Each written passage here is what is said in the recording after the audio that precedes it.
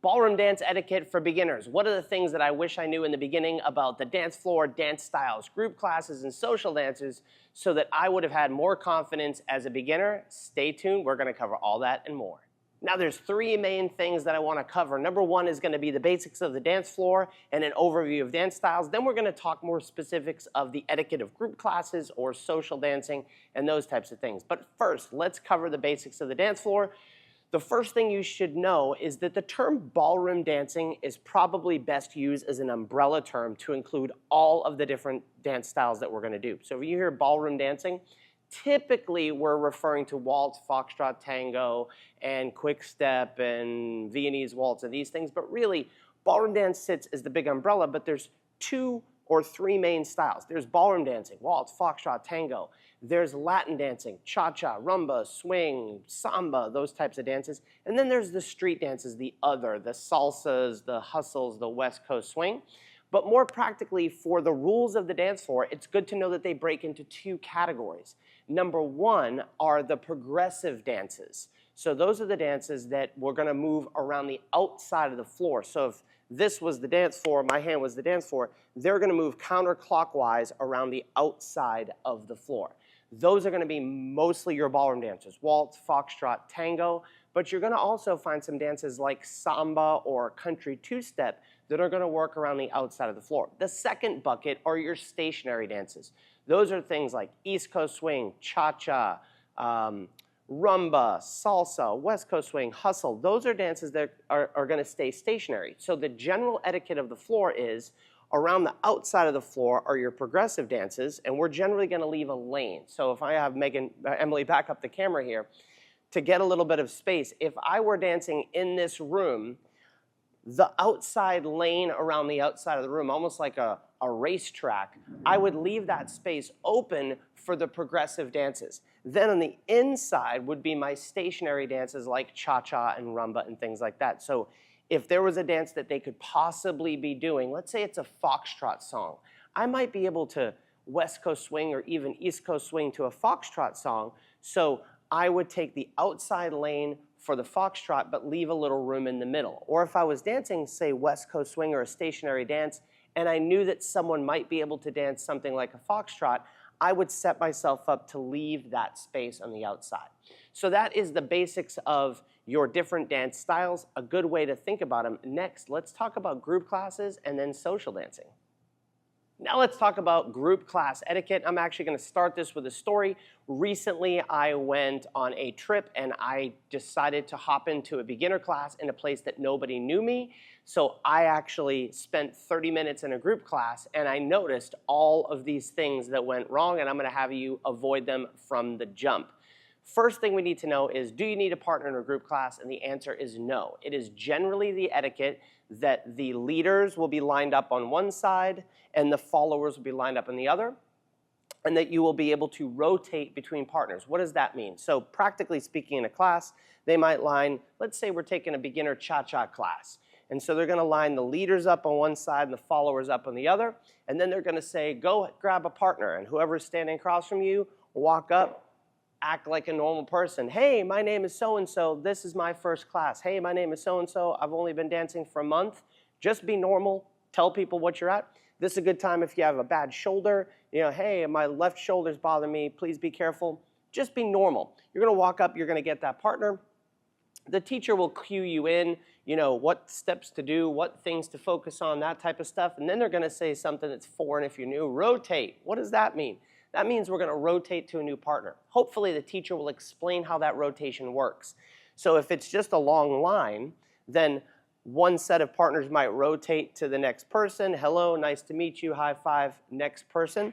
When you get to the end of the line, you'll probably run back to the beginning of the line. Now, if you're teaching something like waltz and it's in a big circle, then everyone will freeze, and let's say the followers will rotate one partner line of dance. But the teacher should clue you in, but that's what rotating is. Now, questions. What happens if you have questions?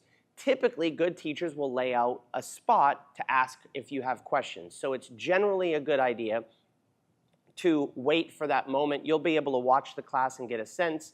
They'll teach, does anyone have any questions? That's a great point to ask your question. Now, a caveat to that, this happened to me when I was in a class where my beginner class where no one knew me and people came up and said, have you ever danced? Or they said, have you danced before? And I didn't want to lie, so I said, this is my first beginner country swing class ever, because technically it was. And what happened was someone corrected me in the class, incorrectly, not knowing I was a teacher, I knew the move. So I did take a moment to raise my hand and get the teacher's attention and then ask a specific question because it mattered to me at that point.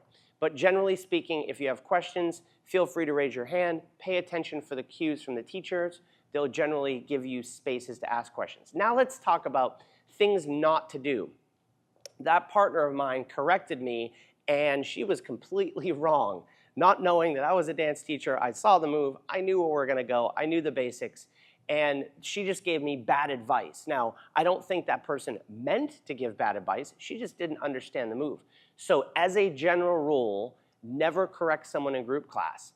But what happens is, there's always someone who's going to correct you in group class. And my general rule is, la, la, la, la, la, la, thank you so much, and just, if the things become unclear, put up your hand, ask a question, the teacher will answer it. Now, once you develop a little confidence, going back to that story where I walked into that beginner group class recently, I just intended to be a fly on the wall, and I cozied up to, it was in a bar, and I ordered a drink and cozied up, and I became the new person who looked shy, and bless the people in that community. Someone came over and said, hey, would you like to dance? We've got a couple of extra followers, and I said, why, yes, I would.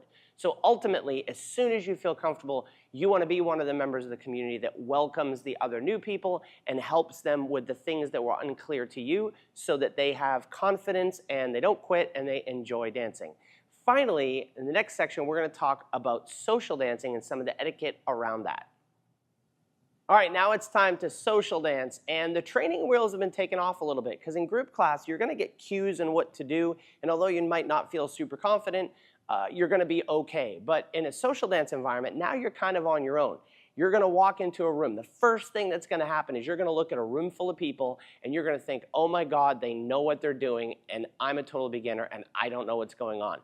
That is, everyone goes through that at every level. Even when you're the coolest guy in your dance studio and you go to a big weekend event, you're going to walk in and feel the same thing. So we all go through that. If that feeling happens, don't worry, you're totally normal. But you are going to have to ask people to dance.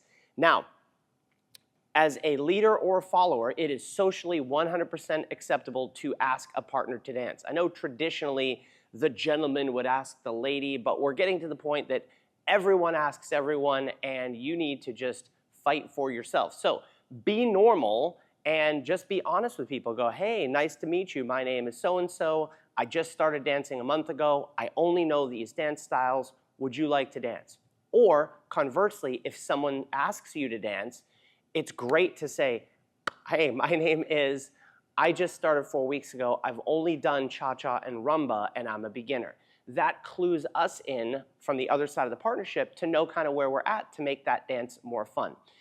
There's another thing that's gone on, and since I started dancing 30 years ago, is leaders and followers. It used to be men and women, gentlemen and ladies. Now the terminology is leaders, followers. That's basically because we have a role of the person leading and we have a role of the person following. And what's happened is there's traditionally been more women than men dancing.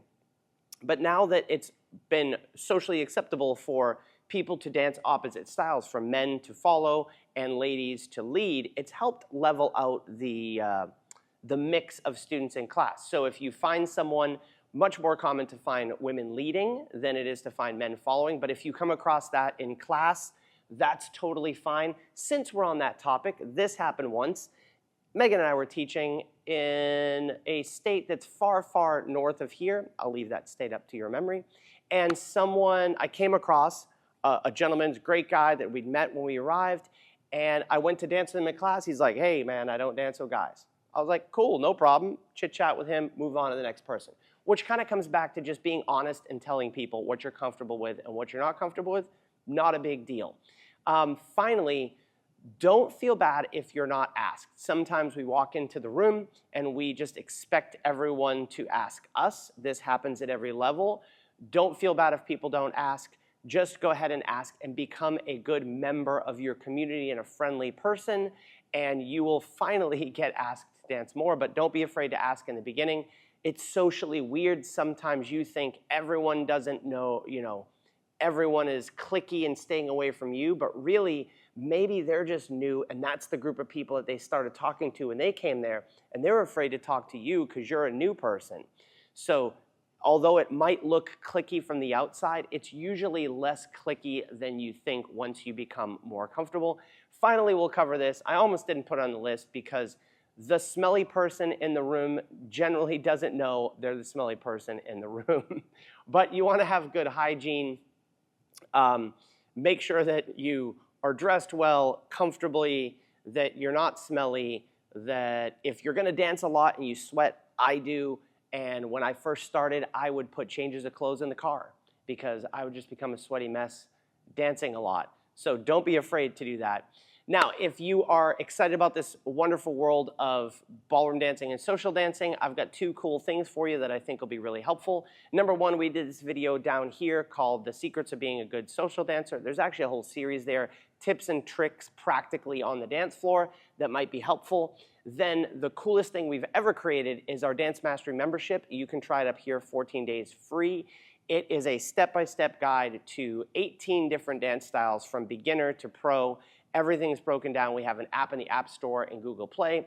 You can save your favorite videos, group them together, play them offline, ask questions right in the video, and Megan, Emily, and I will answer you back personally. You can try that up here, 14 days free. We'll see you on the dance floor soon.